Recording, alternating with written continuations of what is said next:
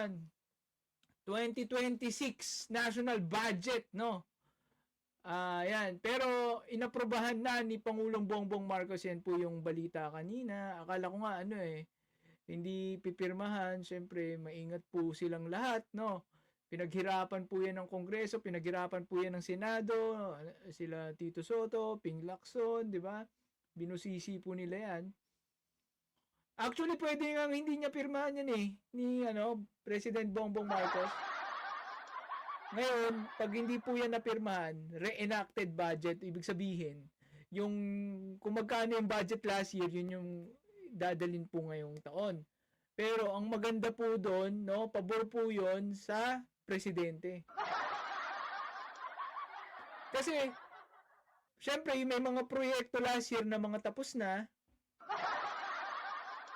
siya na magmamando kung saan niya ilalagay, di ba? Kung re-enacted budget lang, pabor po yun sa presidente. Kaya, nung panahon po ni Gloria, no? Panahon ni Gloria, puro re-enacted budget. Kasi ang diskarte po nun, Pangulo magdi-decide, no? Kapag re-enacted budget, halos siya na magdi-decide ng kung saan niya dadalhin. Diba? Kaya rin yun kung presidente mo, corrupt, pangit yun. Pero kung presidente mo, gaya naman ni Pangulong Bongbong Marcos, pwede yun. Ang problema lang, sa part po ng presidente, matrabaho yun, syempre. Tingin ko si President Bongbong Marcos kasi ang dami niyang inaasikaso, di ba? Bawat project, halos pinupunta-puntahan niya. Ngayon, wala na siyang oras para sa ganyan, no? Pero kung corrupt ka na presidente, paglalaanan mo talaga ng pera, oras yan. Di ba? So, maganda na naaprubahan na ni Pangulong Bongbong Marcos. Meron lang may binito. Kasi, bago niya i-release daw yon, gusto niya siya sa atin. Kasi ganito nga po yan Ito ang hindi maintindihan ng mga DDS Pagdating sa GAA, sa budget, si BBM daw nagpirma niyan, siya may kasalanan. Di ba? Ganun ang sinasabi nila Pero kasi, kapag ikaw ang presidente, nilagay sa'yo yung mga proyekto na yun, pinropose sa'yo, hindi mo naman alam dun kung nasan dun yung magiging korupsyon, di ba? Di ba? Malalaman mo ba kung alin dun magiging ghost project? Unless talagang manghuhula ka, no, Rudy Baldwin. Pero kung wala kang kakayahang manghula, no? Siyempre, in good faith, may mga kaibigan ka sa Senado, sa Kongreso, di ba? Hindi mo naman alam dun kung sino yung, di ba? Sino yung tatrader sa iyo Di ba? Tuwan-tuwa na inaprubahan mo, yung pala kukurakutin niya, di ba? Okay, yun. So, ito, medyo malino ba? Di ba? Yun, 92 billion sa 2026 budget, binito ni Pangulo. Yan po ay kanyang paraan para masigurado na nabusisi itong unprogrammed fund na to, mawala yung haka-haka ng mga tao na may kinalaman siya dito, o kapag naging korupsyon yan, at least alam na ng mga tao na nakatingin ang mga ang lahat ng mata, no, pati ng presidente diyan sa mga project na yan. Presidente natin, hindi naman niya alam kung alin diyan sa mga budget na yan kasi 5,000 pages yan 'di ba? Paano mo ma-micromanage yan, no? 'Di ba? So pag pinirmahan mo yan, 5,000 pages. Hindi mo alam kung alin diyan yung magiging korupsyon, 'di ba? In good faith, naniniwala ka sa mga tao, lalo na ngayon, ang daming kontrobersiya sa flood control at kung ano nung proyekto, galit ang mga kababayan natin sa korupsyon. Siyempre, ang presidente iisipin niya, siguro naman, okay naman tong budget. Diba? Pero para sabihin nyo na kasalanan ng presidente yan, pinirmahan niya. Hindi po nararapat yun, diba? Hindi po. Kasi kung ganun pala, Nung panahon nila Duterte, kasalanan niya. Korupsyon nila Eric Yap, 51 billion. Di ba? Ang daming korupsyon nung panahon na yun eh. Di guilty na agad si Duterte. Di ba? Which is totoo naman, guilty naman talaga siya. Nanguna dyan eh. Marami pong salamat, Sir Jordan. Yan. And thank you very much, Sir Jordan.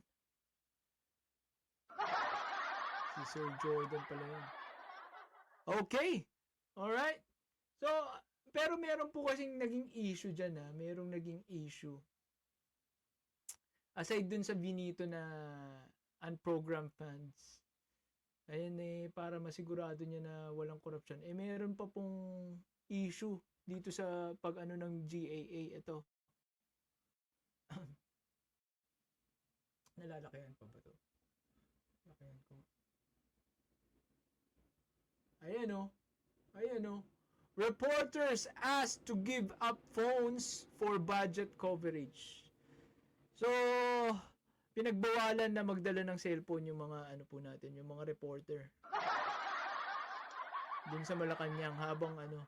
Ano sa tingin nyo ang rason dito, tingin nyo?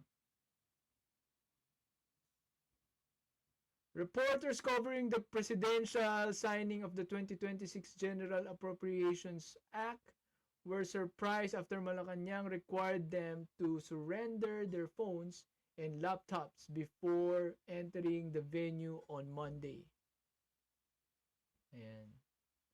The national budget is widely regarded as the most important measure passed by the government each year, and the ceremonial signing by the president has traditionally been open to media coverage.